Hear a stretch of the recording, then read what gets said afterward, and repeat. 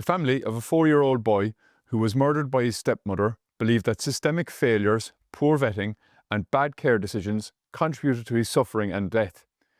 They have demanded reforms of the Child and Family Agency and believe repeated opportunities to protect a vulnerable child were missed. This is despite calls to Tusla and gardaí by relatives. His family have this weekend outlined how they raised concerns with Tusla and his caseworker, but they feel these calls were not taken seriously enough. The boy's grandmother had raised concerns after seeing marks on the boy's body.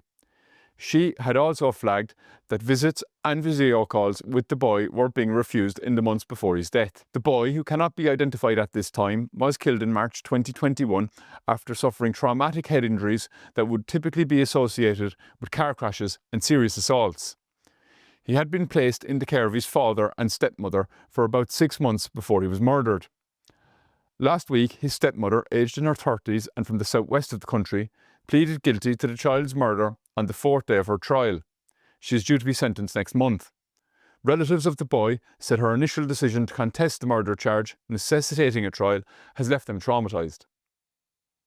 During the trial was the first they had heard of the severity of many of the injuries inflicted on the 4-year-old. X-rays showed the boy had previously suffered a fractured rib that was starting to heal before he died.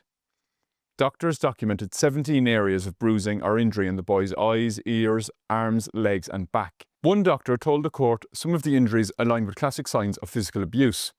Last year, the boy's father was sentenced to 7 years in prison when he was convicted of 4 charges related to child endangerment, neglect and impeding the apprehension of the boy's stepmother. He had pleaded guilty on all counts. This weekend, the boy's relatives have written to the Director of Public Prosecutions requesting a review of the sentence handed down to the boy's father last year. They are unhappy he is serving the 4 sentences concurrently and that the potential for remission could see him released early. You can read more about this on the Irish Independent.